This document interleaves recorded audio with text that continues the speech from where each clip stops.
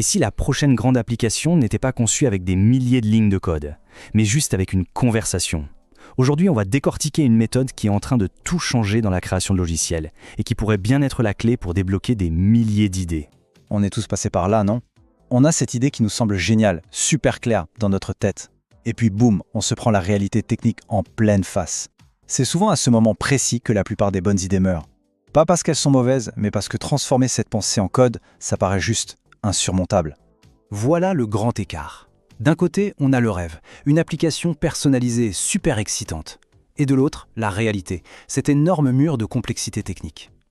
Les experts appellent ça la friction créative. C'est ce truc qui nous fait dire « Bon, ok, mon idée est peut-être un peu trop ambitieuse, je vais faire plus simple » avant même d'avoir commencé.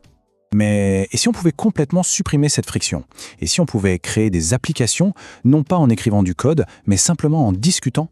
Alors, c'est parti. Le concept qui change tout, ça s'appelle le vibe coding. L'idée est vraiment révolutionnaire dans sa simplicité. On décrit ce qu'on veut construire, comme si on briefait un collègue en langage de tous les jours. Et une IA se charge de traduire cette vibe, cette intention, en code qui marche. Fini le jargon, fini les syntaxes compliquées. L'idée pure redevient le centre de tout. Cette phrase, elle résume parfaitement le changement de dingue qui est en train de se passer. Pendant des décennies, c'était à nous, les humains, d'apprendre à parler la langue de l'ordinateur. Aujourd'hui, grâce à l'IA, c'est l'ordinateur qui apprend enfin à parler la nôtre. C'est un renversement total de la situation. En pratique, voilà à quoi ça ressemble. Le processus devient super intuitif. C'est vraiment comme si on avait un développeur surdoué à côté de nous, qui peut tester, modifier et améliorer l'application en temps réel, à la seconde où on lui donne une nouvelle instruction. La boucle de création est quasi instantanée. D'accord, le concept est clair. Mais concrètement, comment on passe d'une simple vibe à une application qui fonctionne vraiment? Voyons voir le processus d'un peu plus près. En gros, ça se passe en 3 étapes toutes simples. D'abord, on décrit son idée, même de façon très basique. Par exemple, crée-moi une app pour suivre mes habitudes avec un thème violet.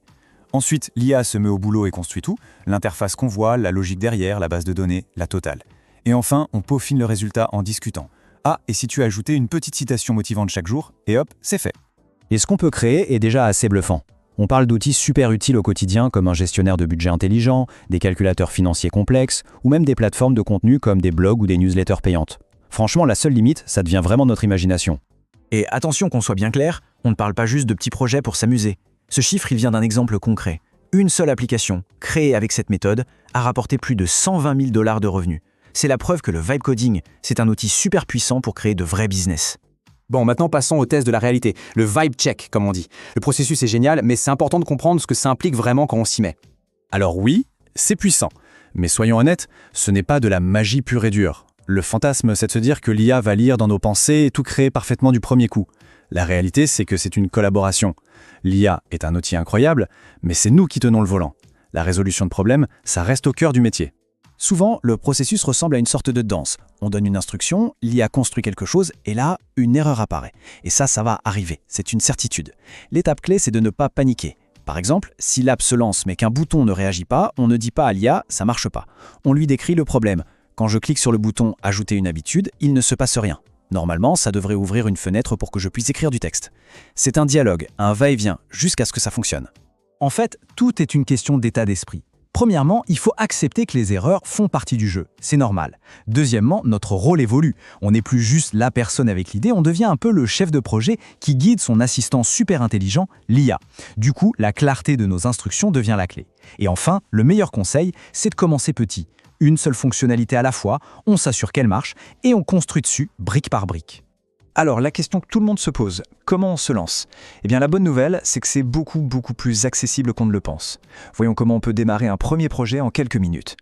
Voilà un plan d'action super concret. On commence par ouvrir un des outils faits pour ça.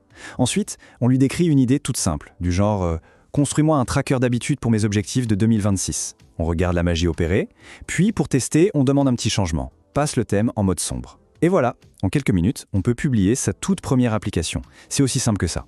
Et tout ça, ça nous amène à la question finale. Le vibe coding est en train de faire sauter l'un des plus grands verrous à la création numérique. D'un coup, la limite, ce n'est plus la compétence technique, mais la clarté de notre vision. Alors, la vraie question à se poser, c'est si cette barrière du code disparaissait pour de bon, quelles sont toutes ces idées qui mériteraient enfin de voir le jour ?